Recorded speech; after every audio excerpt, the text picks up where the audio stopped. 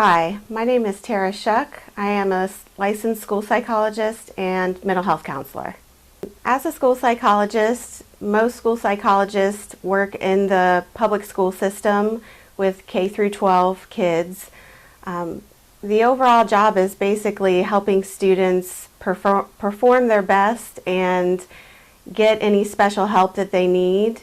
A big part of our job is doing testing to determine if students should be in special education services, and that also includes gifted testing for gifted programs.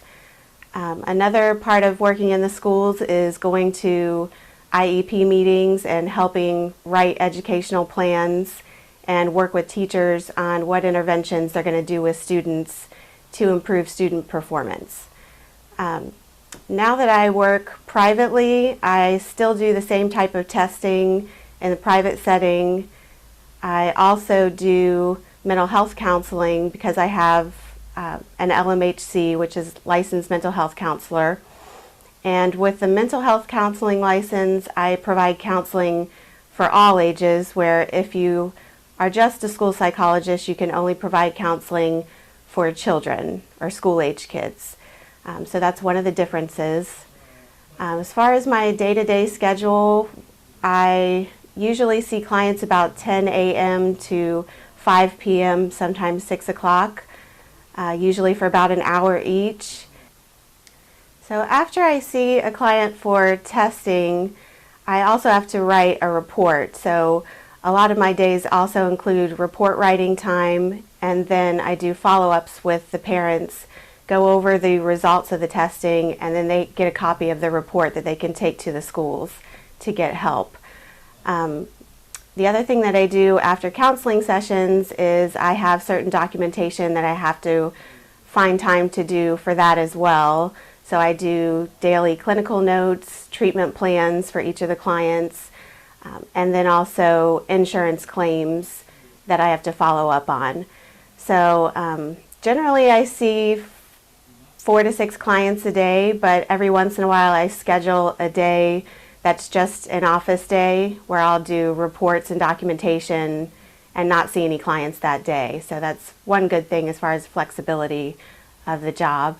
As far as my stress level, generally it's not very stressful. I enjoy having the flexibility of kind of setting my own hours and when I want to see clients, and I can do report writing at home if I want, things like that. So generally, I mean, there is some stress involved just working as far as the mental health counseling, but I think with experience you kind of get over taking that stress home as far as thinking about your clients all the time, and just kind of separate work from your home life. So I'm not very stressed. I enjoy it very much.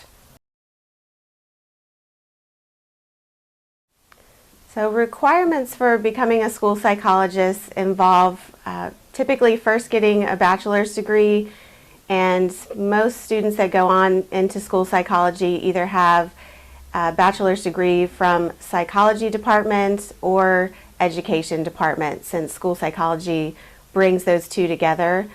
Then at the graduate level, there are a couple of options. Some states you only need a master's degree in school psychology. Some you need a specialist degree or a PhD.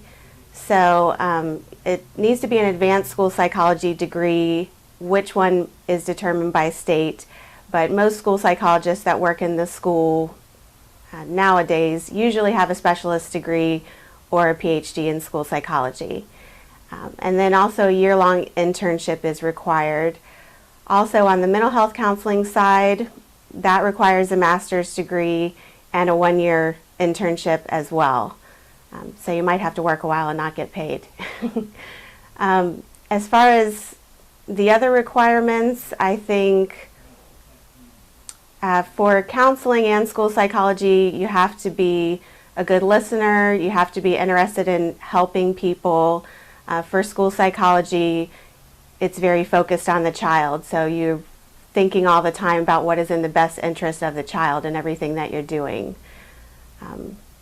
and also a lot of collaboration, especially in the school system. As a school psychologist, you are part of a multidisciplinary team a lot of times, and you're working with the guidance counselor, the principal, teachers. So collaborating with those people and kind of making decisions about what's best with others is a big part of it. The favorite things about private practice that I like I had mentioned before, is making my own schedule. When I want a day off, I just don't schedule clients that day.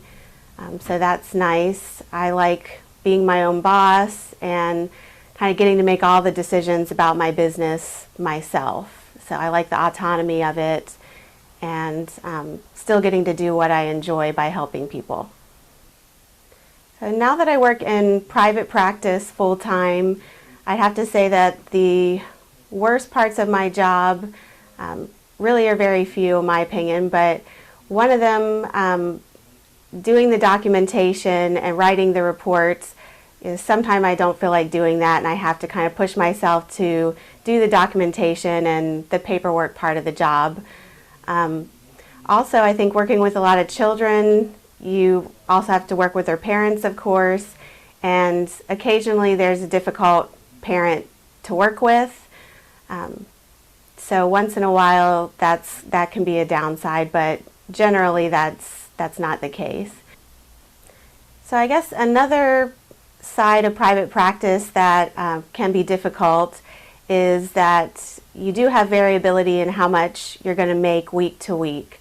So unlike when I was working in the school district, I got the same paycheck every month and you know what to expect. In private practice, week to week it's variable. So you have to be okay with not having that steady paycheck and having more variability in your income. So that can take some getting used to. So my advice, if you are in college right now, a good thing to do is to volunteer at a crisis center. Most towns have a crisis center that needs volunteers to work on a crisis line. That was the first job that I had, and it was very, very helpful. Also, you really have to put in the time to study hard and keep your grades up, because when you go to graduate school, you're going to need the good grades to get in, and you want to be able to get in to the programs that you want. So, you really have to buckle down and make that happen so you can take that next step. Another thing to think about, I think, as far as mental health and also working in the school system, both of those are kind of known to have a high burnout rate, and I think to avoid that, you have to have the mindset that you kind of put yourself into your job while you're there and give 100%, and then be able to go home and kind of compartmentalize and leave your stress at work if you find that there's stress involved with that. I think another thing that is important is the importance of getting out and talking to people and networking, especially right before you graduate, on your internship if you're doing one, and especially after graduate school. Networking's been really big for me. I used to think that was something I didn't really need to worry about, but it really is a helpful thing to do. Getting involved in any graduate organizations is important, I think. I was a member of the Graduate Association of School Psychologists when I was in graduate school, and that helped make some connections, and also national organizations. Also in private practice, it's also important to network, because there's a lot of people that do private practice. You really have to get out, talk to people.